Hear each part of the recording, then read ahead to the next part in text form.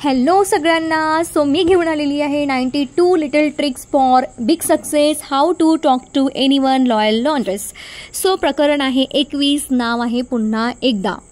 त्यांना तेव्हाची गोष्ट सांगा ना.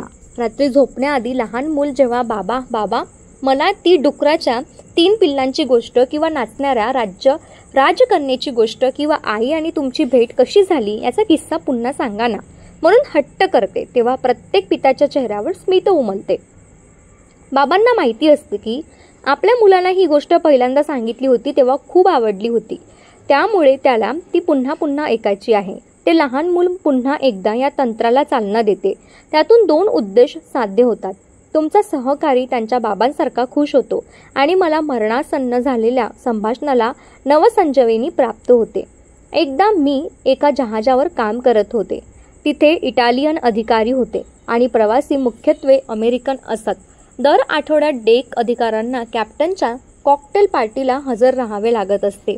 त्या पार्टीत कॅप्टनचे मोडक्या तोडक्या इंग्रजीत भाषण झाले की सगळे अधिकारी हटकून एकत्र जमायचे आणि इटालियन भाषेत त्याबद्दल बराच वेळ बोलत असायचे. बहुतेकशा प्रवाशांना मॅकरोनी, स्पॅगेटी, सलामी आणि पिझ्झा एवढेच इटालियन समजत असायचे, हे सांगायची गरज नाही. क्रूज डायरेक्टर या नात्याने अधिकाऱ्यांना प्रवाशांमध्ये मिसळायला लावण्याची जबाबदारी माझ्या खांद्यावर येऊन पडली होती. मला एखाद्या अधिकाऱ्याला दंडाला धरून अक्षरशः त्याला अपेक्षेने पाहणाऱ्या सस्मित प्रवाशांच्या कळपात ओढून न्यावे लागत असे. मग मी त्या अधिकाऱ्याची ओळख करून द्यायचे आणि मनातल्या मनात प्रार्थना करायचे की या माणसाने तरी तोंड उघडावे, नाहीतर एखाद्या प्रवाशाने तरी, अरे जर तुम्ही सगळे अधिकारी इथं आहात तर बोट कोण चालवतंय मग, या प्रश्नापेक्षा चांगला वेगळा प्रश्न विचारावा. पण तसे कधीही घडले नाही. मला त्या आठवडी पार्टीचा धसकाच होता. एका रात्री मी माझ्या कॅबिनमध्ये झोपले होते. जहाज प्रचंड हेलकावे घेऊ लागले तशी मला जाग आली. मी चाहूल घेत होते. तितक्यात मला इंजिने बंद झाल्याचे लक्षात आले. हे दुष्चिन्ह होते. मग मी अंगावर रोब चढवला आणि घाईने डेकवर पोचले. घनदाट धुक्यातून मला आमच्यापासून साधारणतः अर्ध्या मैलावरचे जहाज जेमतेम दिसत होते. 5 ते 6 अधिकारी स्टार्टबोर्ड गार्डरलेला वाकून काहीतरी पाहत होते. मी धावतच तेथे गेले. तेव्हा मला एका डोळ्याला पट्टी बांधलेली माणूस प्रचंड हेलकावणाऱ्या शिडीवरून धडपडत वर चढत असल्याचे दिसले. चांदण्याच्या प्रकाशात मला तेवढेच दिसत होते. मग अधिकाऱ्यांनी त्याला लगबगीने जहाजावर दवाखान्यात हलवले. इंजिने पुढे पुन्हा सुरू झाली आणि आम्ही मार्गस्थ झालो. दुसऱ्या दिवशी सकाळी मला घडलेला संपूर्ण प्रकार समजला. दुसऱ्या मालवाहू जहाजावरचा एक कामगार इंजिनच्या सिलेंडरमध्ये छिद्र पाडण्याचे काम करत असताना धातूचा एक सुई इतका पातळ पण धारदार तुकडा त्याच्या उजव्या डोळ्यात घुसला होता. त्याला मालवाहू जहाजात डॉक्टर नसल्यामुळे त्या जहाजाने आणीबाणीचा इशारा दिला. आंतरराष्ट्रीय सागरी कायद्यानुसार संकटाचा इशारा मिळाल्याने कोणतेही जहाज प्रतिसाद द्यायचा असतो. त्या जहाजाने दिलेल्या आणीबाणीच्या इशाऱ्याला प्रतिसाद देत आमचे जहाज त्याच्या मदतीला धावले होते. डोळ्याला जखम झालेल्या त्या माणसाला जीवरक्षक बोटीत उतरवून आमच्या बोटीवर आणले होते आणि आमच्या बोटीवर डॉक्टर रॉसी यांनी कामगाराच्या डोळ्यात घुसलेला सुईसारखा तुकडा यशस्वीरित्या काढून त्याची दृष्टी वाचवली होती. त्यानंतर पुढची कॅप्टनची कॉकटेल पार्टी आली. मला पुन्हा नेहमीच समस्या होती. अधिकाऱ्यांना प्रवाशांमध्ये मिसळायला आणि त्यांच्याशी 4 शब्द बोलायला लावणे. मी नेहमीप्रमाणे एखादं दुसऱ्या अधिकाऱ्याला ओढून आणण्याचा शिरस्ता पार पाडला होता आणि खेपला मी जहाजवरील डॉक्टरांना ओढून नेले. तिथे जवळजवळच प्रवाशाचा एक ग्रुप खिदळत उभा राहिला होता. त्यांच्यापाशी डॉक्टरांना नेऊन मी त्यांचा परिचय करून दिला. त्यानंतर ते म्हणाले, मागच्याच आठवड्यात डॉक्टर रॉसींनी दुसऱ्या एका जहाजावरच्या कामगाराचा डोळा वाचवला. त्या कामगाराला मध्यरात्री इथे आणलं होतं. डॉक्टर रॉसी या लोकांना तो किस्सा नक्की ऐकायला आवडेल. आणि अक्षरशः जादूची कांडी फिरली. आश्चर्य म्हणजे डॉक्टर रॉसींना जणू ईश्वरी वरदान लाभलं. त्यांच्या रसवंतीला बहार आला आणि यापूर्वीचे त्यांचे तोडके मोडके एकावेळी इंग्रजी अलंकार प्रचूर बनले आणि त्यांनी त्यांच्या भोवती वाढत चाललेल्या प्रवाशांच्या गर्दीत तो संपूर्ण किस्सा ऐकवला. मग मी त्या गर्दीतून बाजूला होत दुसऱ्या अधिकाऱ्याकडे घेऊन येण्यासाठी गेले. मग मी कॅप्टन दंडाला धरून त्या सस्मित प्रवाशांच्या दुसऱ्या ग्रुपकडे घेऊन गेले आणि म्हणाले, कॅप्टन कॅफिरो, तुम्ही मागच्या आठवड्यात मध्यरात्री जे नाट्यमय बचाव कार्य केलं त्याबद्दल या लोकांना सांगा ना. त्याबरोबर कॅफी एरोनच्या तोंडून कुलूप निघाले आणि त्याचे शब्द वाहू लागले. मग मी आणखीन एका अधिकाऱ्याला दुसऱ्या ग्रुपकडे नेले. आता माझ्या मागे विजेता होता, सिग्नॉर सॅल्वॅगो. मागच्या आठवड्यात मध्यरात्री ते नाट्यमय बचाव कार्य झाले. त्यावेळी तुम्ही कॅप्टनना झोपेतून कसे जागे केलेत त्याबद्दल लोकांना सांगा ना. त्यानंतर मी डॉक्टर रॉसींना पहिल्या ग्रुपमधून बाजूला घेऊन दुसऱ्या ग्रुपकडे नेले. हा उपाय दुसऱ्या वेळी तर अधिकच कामी आला. डॉक्टर रॉसींना पुन्हा एकदाला आनंदाने मान दिला.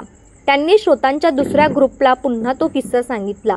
डॉक्टर रॉसी त्या ग्रुपशी बोलत असताना मी कॅप्टनला पहिल्या ग्रुपमधून बाजूला घेऊन दुसऱ्या ग्रुपकडे नेले. माझी अवस्था सर्कशीतल्या जगलरसारखी झाली होती. एका ग्रुपमधल्या संभाषणाने सूर पकडला की आधी ग्रुपमधल्या वक्त्याला घेऊन दुसऱ्या ग्रुपकडे जायचे.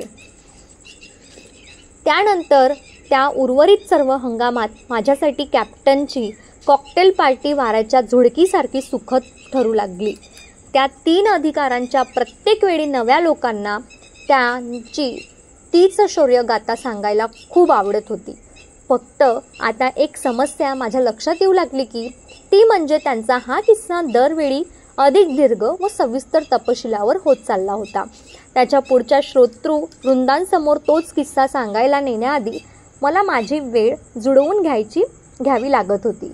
पुन्हा एकदा जेव्हा एखाद्या श्रोत्यांना एखाद्या गायकांकडून आणखीन एखादे गाणे ऐकायचे असते, एखाद्या नर्तकाचा आणखीन एखादा नृत्यविष्कार पाहायचा असतो, एखाद्या कवीची आणखीन एक कविता ऐकायची असते, तेव्हा ते कौतुकाने अशा शब्दात मागणी करतात, पुन्हा एकदा. हे माझ्या बाबतीत आणि त्या अधिकाऱ्यांकडून आणखीन एकदा किस्सा वधण्याचे तंत्र बनले होते. तुम्ही या तंत्राचा वापर एखाद्या संभाव्य ग्राहकाला, संभाव्य नियोक्त्याला अथवा मौल्यवान परिचिताला पुन्हा तीच कहाणी सांगण्याची विनंती करण्यासाठी करू शकता. समजा तुम्ही दोघे काही लोकांशी बोलत आहात. अशा वेळी तुम्ही दुसऱ्या व्यक्तीकडे वळून म्हणा, जॉन, तू 30 पौंडाचा मासा पकडला होतास, तो किस्सा सांग ना, सगळ्यांना आवडेल तो नक्की. किंवा सुसान, तू त्या दिवशी मला तो प्रसंग सांगितला होतास ना, तू झाडांवर अडकलेल्या मांजराच्या पिल्लांची सुटका केली होतीस, ते सांग ना सगळ्यांना.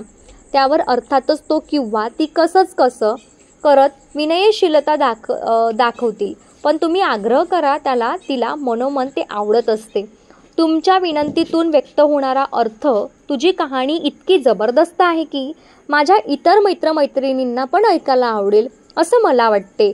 काही असले तरी गर्दीत खुश करणाऱ्या लोकांनाच पुन्हा एकदा असे सांगितले जाते.